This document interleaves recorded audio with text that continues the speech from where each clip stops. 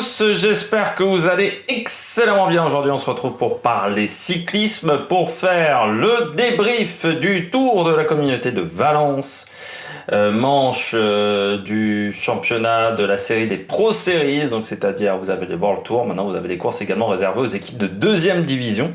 Et le Tour de la Communauté de Valence en fait partie.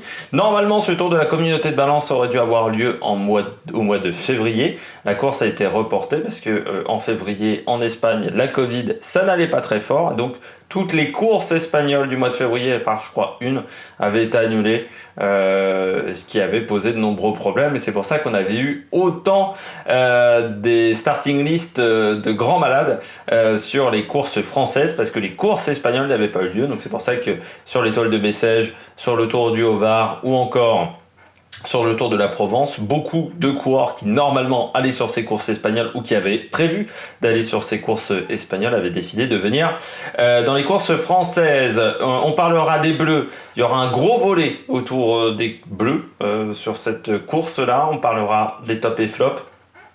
N'hésitez pas, avant de démarrer, à vous abonner à la chaîne, à mettre la petite cloche si vous voulez. Ça, c'est comme ça, vous évitez les petites feintes parfois de YouTube sur certaines vidéos. N'hésitez pas à mettre le pouce bleu. N'hésitez pas à réagir dans les commentaires, à me dire quel coureur vous a surpris dans cette course, notamment ce que vous avez pensé de cette course et puis quel coureur vous a intéressé. N'hésitez pas à partager la vidéo si vous pensez qu'elle peut intéresser votre entourage. Et puis nous, on va parler de ce Tour de la Communauté de Valence, tour qui a duré donc 5 jours, mercredi à dimanche, des étapes de moyenne montagne, c'était pas extrêmement difficile. Par contre, la pluie, les conditions n'étaient pas faciles lors des 2 premières journées. Énormément de pluie, surtout sur l'étape numéro 2. Ça a été un peu mieux sur l'étape du samedi et l'étape du vendredi, surtout, en montagne et en Rosemont. Enfin, en montagne, ça ressemblait un petit peu à l'arrière-pays niçois, pour tout vous dire. Voilà, en termes de parcours. Et tout de suite, on passe au bilan des Bleus. Du côté du bilan des Bleus, je commence avec la Groupama FDJ qui a dominé la course. 4 victoires sur 5 étapes, que l'étape de montagne d'arrive au sommet qui a échappé à la Groupama FDJ. Ça a commencé dès le premier jour avec cette victoire de Miles Codson, victoire où il nous a fait peur quand même, le coureur australien, mais il a démontré toutes ses qualités de rouleur, Miles Codson. Je rappelle, aujourd'hui il fait partie du train d'Arnaud Démare. C'est pas le poisson pilote d'Arnaud Démare, enfin assez rarement le poisson pilote d'Arnaud Démare, c'est souvent l'homme qui fait le kilomètre, qui fait entre 1 km de l'arrivée et 600-500 mètres de l'arrivée, tout dépend comment on est bien physiquement. Et on sait que Miles Codson, c'est un apport très important au train d'Arnaud Démare ces dernières années. Et lors de la première étape, on lui a donné carte blanche, je dirais. Et il a tenté sa chance dans la descente. Il est sorti et puis après il a fait un sacré numéro dans des conditions où encore une fois la route était très glissante ce jour-là. Il est même tombé, il avait heureusement 50 secondes d'avance à ce moment-là, à 4 km de l'arrivée. Il est tombé dans un rond-point et puis après il s'est bien battu avec son maillot jaune lors de l'étape numéro 3. Et puis il a fait du très bon travail lors de l'étape numéro 2, lors de l'étape numéro 5. Surtout lors de l'étape numéro 5, vous regarderez vraiment sur le sprint, il fait un énorme travail, Miles Codson, pour le train d'Arnaud Démare. Donc voilà, très très bonne semaine de sa part. Arnaud Démare, il y avait 2 étapes qui lui étaient destinées, on va dire. La première étape aurait pu lui convenir également, les conditions climatiques étaient vraiment difficiles. Et Arnaud Démare, il fait 2 sur 2. Les 2 sprints qu'il a réalisés, il gagne les 2 fois, face quand même à un gros sprinter qui était en face, Caleb Ewan. Donc ça, c'est du très très bon travail de la part d'Arnaud Démare. Ça fait mal également mentalement à ses adversaires, parce que les adversaires, ils ont un peu regardé quand même ce Tour de la Communauté de Valence, et ils s'aperçoivent que Démare, il est de retour en forme. J'étais un petit peu inquiet sur Arnaud Démare, je vous avais indiqué sur Paris-Nice, que je n'avais pas trouvé incroyable, et puis sur les quelques classiques flandriennes qu'il avait fait, il avait été un petit peu en difficulté Arnaud Démare, mais là on a retrouvé du grand Arnaud Démare quand il fait son sprint lors de l'étape numéro 2, il est vraiment intouchable sur cette étape numéro 2 au niveau du sprint. Lors de l'étape numéro 5, la Groupama a fait un gros travail et c'était pas le plus fort sur l'étape numéro 5 parce que Aberasturi était très fort. Par contre, sur l'étape numéro 2, il a fait vraiment un sacré travail à Arnaud Démare. Ça fait du bien de le revoir aux avant-postes. Et puis je termine avec Stefan Kung qui a remporté ce Tour de la Communauté de Valence. Très bon travail également de la part de Stefan Kung. Il était... Quand il a indiqué qu'il partait pour la gagne sur ce tour, je me suis dit... Ouais. Bon, il y a quand même Enric Mas, il y a Elie Gebert également. Bon, vous avez Oliveira. Il est bon sur le contre-la-montre, il y a un contre-la-montre, mais c'est que 14 km de contre-la-montre. Je me dis que ça va quand même être compliqué pour lui pour gagner cette course, surtout que l'étape numéro 3 avait l'air assez corsée quand même sur le papier. Et puis sur l'étape numéro 3, il perd que 38 secondes sur Enric Mas. Donc il a fait un très très bon travail sur cette étape-là. Il récupère ce temps-là lors du contre-la-montre. Alors certes, Enric Mas a eu un petit peu de malheur à ce moment-là, mais très bon travail de la part de Kung pendant toute la semaine. Il était venu avec un objectif, il avait annoncé, il était ambitieux, eh bien, il a gagné. Ce qui montre également que Stefan Kung, sur des courses comme ça de 5 à 6 jours, de moyenne montagne, et sur des étapes de moyenne montagne, sur des grands tours, ça peut peut-être donner quelque chose de très très intéressant parce qu'il a l'endurance avec le contre-la-montre. C'est quand même un bon coureur pavé aussi, donc les petites côtes, il arrive à très très bien les passer. On a vu que là sur des côtes un peu plus longues, il arrive également à bien les franchir. On peut se dire que sur des courses comme ça, de 4-5 jours, où vous avez un contre-la-montre, ça peut être un coureur très intéressant à l'avenir. Je continue avec Victor Lafay, vainqueur du maillot blanc. Victor Lafay, très belle semaine de Victor Lafay. Même s'il y a quand même des points encore à travailler pour le coureur français, notamment le contre-la-montre. Il finit juste derrière Enric Mas, devant Elie Gebert notamment. Très bon travail de Victor Lafay sur cette semaine. Il prend le maillot blanc. Je pense que c'était l'objectif avec lui au Rémi Rochas. Mais il a devancé son équipier Rémi Rochas. Et c'est vrai que Victor Lafay, l'année dernière, c'est l'année dernière ou il y a 2 ans où il est arrivé chez les professionnels, le cours de la Cofidis. Cédric Vasseur nous disait c'est vraiment une future pépite, c'est un très très bon coureur. Moi, quand je l'avais vu courir, j'avais pas eu ce sentiment-là foncièrement. Et là, Victor Lafay, qui a 25 ans, donc il n'est plus si jeune que ça, mais là il a montré des très très belles choses sur ce Tour de la Communauté de Valence, mais je l'avais vu au championnat du monde U23, c'est vrai, qui est une course qui est toujours intéressante à suivre, où il avait fait 2e, mais c'est vrai que chez les professionnels, c'était pas encore totalement ça. Pour Victor Lafay, là, il est venu avec un objectif, faire un très très bon résultat sur cette course, et il a fait ce très très bon résultat. Ça montre également qu'il n'est pas mauvais dans les côtes, parce que lors de l'étape numéro 3, il fait 2e derrière Enric Mas. Mais qu'est-ce qu'il a résisté à Enric Mas? Enric Mas a vraiment dû s'employer dans son attaque pour lâcher notre ami Victor Lafay. Ce jour-là, il finit devant Elie Gebert. Alors certes, qui est de retour après une longue période de blessure, Elie Gebert. Cette année, il est de retour. Mais Victor Lafay, il a fait du très très bon travail. Et il faudra le voir. Normalement, il doit faire la Flèche Wallonne. Il doit faire également le Tour de Romandie. Et le critérium du Dauphiné libéré.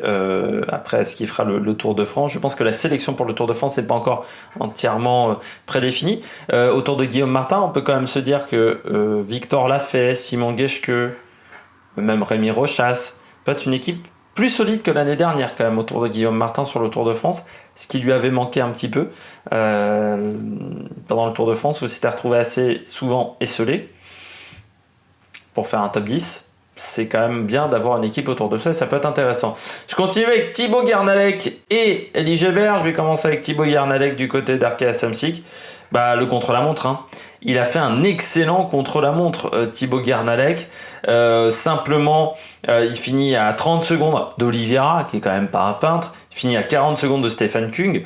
Mais il devance des mecs comme Miles Cutson, comme Arnaud Démare, qui est pas mauvais sur le contre-la-montre. Il colle quand même plus de 20 secondes à Arnaud Démare. Sébastien Mora, l'Espagnol, de la Movistar, qui est pas mauvais également dans ce domaine-là.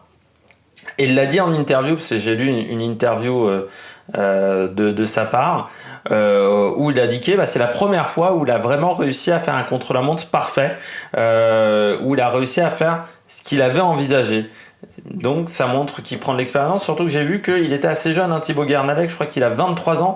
Et c'est vrai que le contre-la-montre, c'est quand même une discipline où, très jeune, tous les coureurs n'arrivent pas forcément à s'en sortir, parce qu'il faut comprendre la gestion de l'effort. Un contre-la-montre, c'est énormément de gestion, ça veut dire beaucoup d'intelligence et ça demande de l'expérience. Mais cette année, il est quand même intéressant de voir qu'il fait du bon travail. Lui qui a rejoint Arkea déjà depuis quelques saisons, hein. Il est chez Arkea depuis 2018, il avait déjà été stagiaire en 2017. Mais voilà, très bon travail de la part de Thibaut Guernalec, donc qui est arrivé très très jeune en passant chez Arkea à l'époque. Mais c'est un coureur qui est assez prometteur sur le contre-la-montre. Et c'est pas comme si on en avait 150 000 des coureurs de contre-la-montre. Donc en France, quand il y en a un qui arrive à faire troisième, bien, il faut le signaler. Puis Élie Gébert. Pourquoi Élie Gébert? Parce qu'on a retrouvé, je dirais, le Élie Gébert prometteur de 2019, qui a connu une saison 2020 catastrophique, où il a couru, je crois, 2 jours dans la saison. C'est pour vous dire vraiment la saison compliquée pour Élie Gébert. 25 ans, bientôt 26 pour le coureur français qui est né le 1er juillet. Non, 1er juin. Juillet, je sais jamais. Non, juillet, c'est juin, hein. C'est juillet, pardon, July. C'est June, juin. C'est très bon en anglais, hein. Vous voyez mon talent.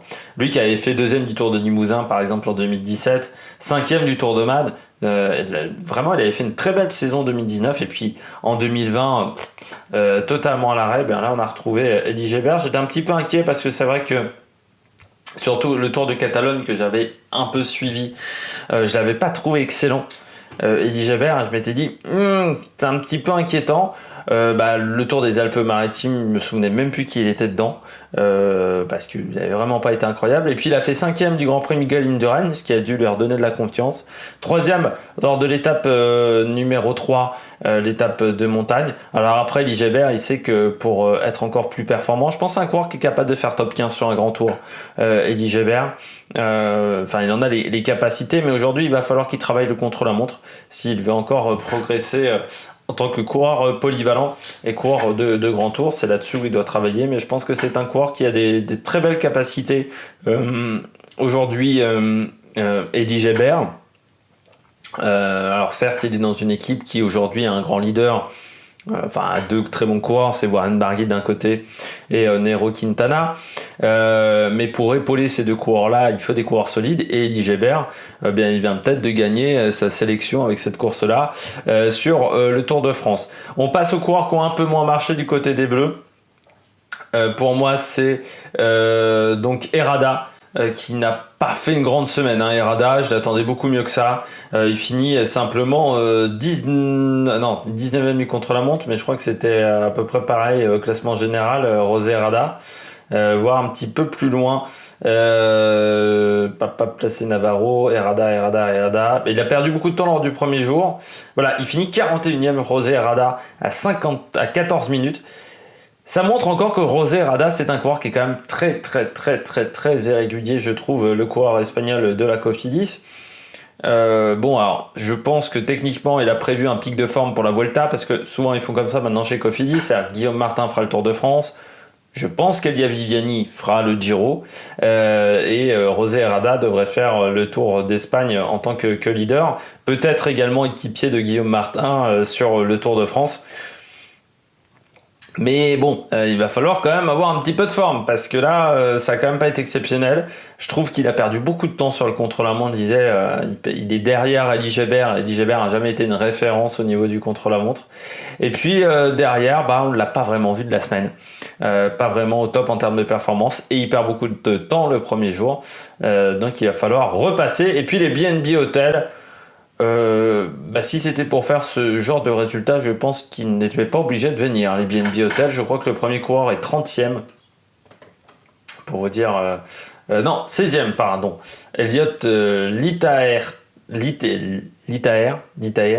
devant Alain Boileau, et puis Franck Bonamour, simplement 45e. Après, Franck Bonamour, j'ai jamais été vraiment très stupéfait par les performances de ce coureur, qui, je crois, a commencé chez Europcar, Bonamour, ou chez Arkea, je sais plus dans laquelle des deux équipes.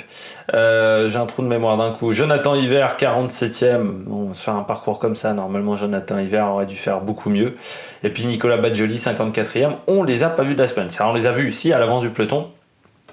Mais alors, ça n'a jamais fait de très très grands résultats. Oui, il a commencé chez Arkea, Franck Bonamour. Mais bon, c'est pas forcément un coureur qui nous a énormément impressionné. Deuxième du Tour du Doubs, comme meilleur résultat dans sa carrière en 2019. Déjà 25 ans, hein, quand même. Mais bon, ça fait partie des coureurs qui ont été lancés par Bretagne Séchant Environnement et Fortunéo très jeunes. Je pense qu'ils ont été lancés un peu jeunes. Et c'est pas forcément très bien de la part de cette équipe de les avoir lancés aussi jeunes, parce qu'aujourd'hui, c'est des coureurs qui, je trouve, ont du mal à performer. Et donc, voilà, comme je disais, Jonathan Hiver également très très loin. Pour cette équipe, c'est un petit peu dommageable. On passe tout de suite aux coureurs au top. Attaque de Marlou! Deux coureurs au top pour moi, qui ne sont pas dans des équipes françaises, parce que j'en ai déjà dit beaucoup dans les équipes françaises. C'est Nelson Oliveira qui a fait, je trouve, une très très belle semaine de compétition. Il échoue à 6 secondes de Stefan Kung. Il a fait une belle montée lors de l'étape numéro 3. Il a été assez régulier, bon contre la montre également lors de l'étape numéro 4. Il s'est pas fait avoir sur l'étape numéro 1 ni sur les étapes qui étaient dévolues aux sprinters. C'était pas forcément le leader, et pourtant il finit devant son leader. Donc ça, c'est ce qui s'appelle faire du bon travail. Et puis Nelson Oliveira, je remarquais qu'il a quand même pas fait un mauvais début de saison, parce qu'il a déjà fait une 5e place à Tirreno, alors que c'était une course quasiment de reprise. Donc là, une 7e place, une 2e place sur cette semaine de course. Et c'est vrai qu'aujourd'hui, Oliveira, il doit faire le Tour d'Italie, mais pour accompagner un leader, je pense que c'est un coureur qui est très intéressant, parce que c'est un coureur qui grimpe pas trop mal pour un rouleur, quand même un coureur qui est plutôt pas mauvais dans ce domaine-là, qui est quand même un très bon rouleur, parce que l'année dernière, il avait fait 3e du contre-la-montre de la Vuelta. Bon, un peu moins bien sur le Tour de France, mais bon, sur le Tour de France, la Movistar était quand même pas au top de sa forme. C'est un coureur qui, me semble-t-il, est vraiment intéressant pour accompagner des leaders, pour accompagner des Enric Mas et autres, Miguel Angel Lopez également. Donc c'est vraiment du bon travail de la part de Nelson Oliveira, et je trouve qu'il se bonifie avec le temps. Alors aujourd'hui, il a 32 ans, et je trouve qu'il était moins bon à la lampe près qu'aujourd'hui. Je trouve qu'il se bonifie d'année en année, qu'il fait du bon travail. Voilà. Donc c'est pour ça que je voulais le souligner. Puis je termine avec Luis Angel Maté, qui a quitté la Cofidis pour rejoindre Euskaltel Euskadi, et qui finit 6e de ce tour de la communauté de Valence. Très bon travail de la part du coureur d'Euskaltel Euskadi, 37 ans, Luis Angel Maté. Je comprends pas totalement pourquoi Cofidis l'a viré, parce que je trouve que il a toujours fait des bons résultats avec cette formation Cofidis. Il a souvent sauvé cette formation Cofidis en faisant des top 10 sur des grandes courses. C'est un bon coureur. Alors, pas forcément le plus gros palmarès, c'est vrai, du cyclisme espagnol. Il n'y a pas 150 victoires dans sa carrière, mais je trouve qu'il s'est toujours bien démené chez Cofidis. Et la manière dont ça s'est fini chez Cofidis, c'est un petit peu comme avec Stéphane Rossetto. C'est un petit peu triste, je trouve. Après, c'est Cédric Vasseur, c'est-à-dire, soit t'es avec lui, soit t'es contre lui. C'est un petit peu ça dans cette formation. Et là, donc, il a signé pour 2 ans chez Euskaltel Euskadi, et je pense qu'il amène beaucoup d'expérience dans cette formation, et également un bon résultat. Et ça fait des points UCI pour Euskaltel Euskadi, qui seront importants pour la formation espagnole. Mais voilà, 6e, 4e de l'étape numéro 3. Voilà, un petit peu décalé par rapport à Ali Geber et Victor l'a fait, mais il a quand même fait du bon travail. Voilà, bonne semaine de la part de Luis Angel Maté. Et puis, normalement, on doit le revoir le 30 avril. Peut-être que je ne regarderai pas cette course-là. Et je pense qu'on le reverra plusieurs fois cette année. Pourquoi pas sur la Vuelta également pour le sympathique coureur espagnol, parce qu'en plus c'est un coureur qui est très sympa, Luis Andrel Maté. Je termine avec les flops rapidement. Pour moi, il y a 2 flops, c'est Caleb Ewan d'un côté, qui n'a pas été très bien lancé non plus au niveau des sprints par la Lotto, malgré le fait qu'il y avait John Degenkolb. Ça s'est pas bien trouvé cette semaine. C'était une course de reprise pour Caleb Ewan après une longue période d'arrêt, parce que lui il fait pas les Flandriennes, Caleb Ewan. Donc là un petit peu dommageable pour lui. Il s'est fait quand même manger lors de l'étape numéro 2 par Arnaud Démare, et puis lors de l'étape numéro 5 ils se sont vraiment pas trouvés du côté de la Lotto, donc il va falloir régler ça assez vite.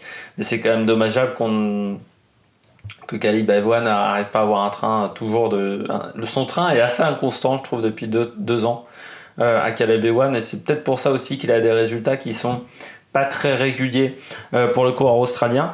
Et puis je termine avec Enric Mas, parce que alors Enric Mas c'est compliqué. Il y a déjà le problème au niveau du contre-la-montre où il a eu un problème mécanique et il perd 35 secondes ce jour-là. Mais lors de l'étape numéro 3, il n'a pas été impérial pour moi.